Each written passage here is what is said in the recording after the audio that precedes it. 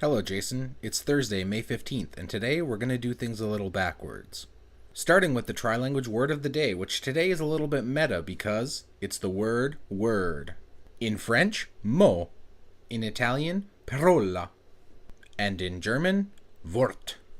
And now on to Battleship. Unfortunately, your attack on G7 was a miss, which means that your hit streak has to end at 1.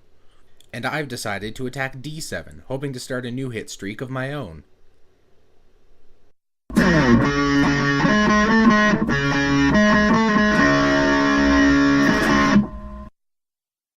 And now on to proper topics. With 3 out of the 4 matchups in this round of the NHL Playoffs already decided, I think it's safe for me to start making predictions for the next round.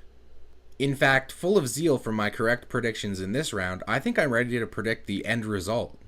But first, let's do a little bit of review. In this round, you and I both predicted that Boston would beat Montreal. I thought they would do it in 6 games, and you thought they would do it in 7. As it turns out, though, where surprises are involved, Montreal is the team that just keeps on giving. And so the end result was that Montreal, rather than Boston, took the series, but they did do it in 7 games, so I'll give you credit for that. Next, in the matchup between Pittsburgh and New York, I thought that New York would win in 7 games, and you thought that Pittsburgh would win in the same number.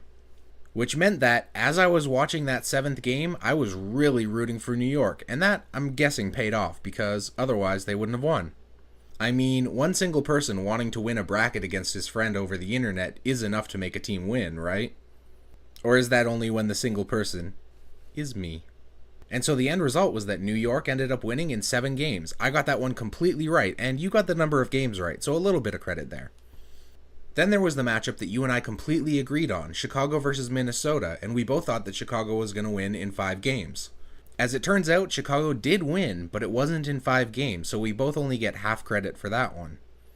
And that just leaves LA versus Anaheim, a series which is currently tied at 3 games apiece. Also a series which, I might point out, we both predicted LA would win, though you predicted they would win in 5, and I predicted that they would win in 7. So, if they do win, then I predicted 2 matchups completely correct.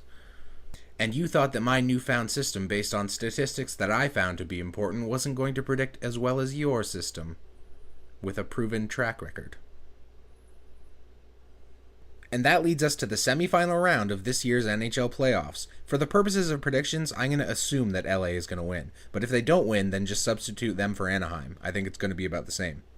And so that will lead us to a Western Conference final between LA and Chicago, which, if my predictions are correct, will result in LA winning and securing their spot in the Stanley Cup final. And then, in the Eastern Conference, we have Montreal versus New York. Interestingly enough, when the NHL playoffs began, I made a complete bracket, and I had Boston versus Pittsburgh in the semifinal.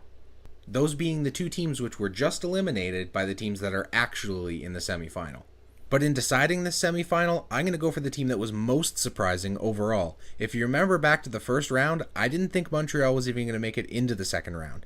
And now they've secured their spot in a semifinal, possibly going forward into that final match for the Stanley Cup. And so I predict that the final round will be a matchup between Montreal and LA, and the winner will be, wait for it,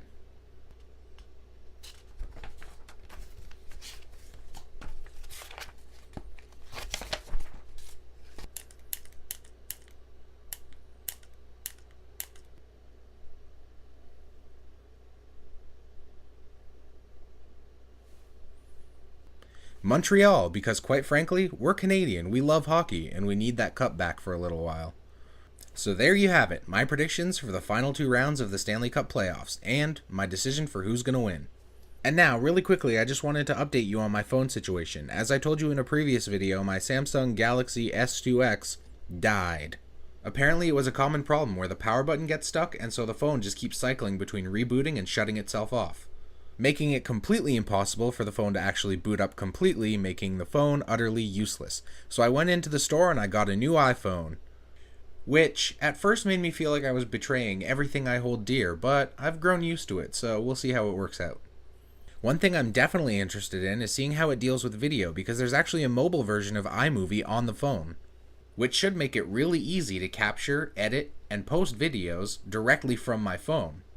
So I would imagine that you can look forward to my experimentation with this feature in future videos. But for now, I say goodbye the way I always do, on my webcam. Bye.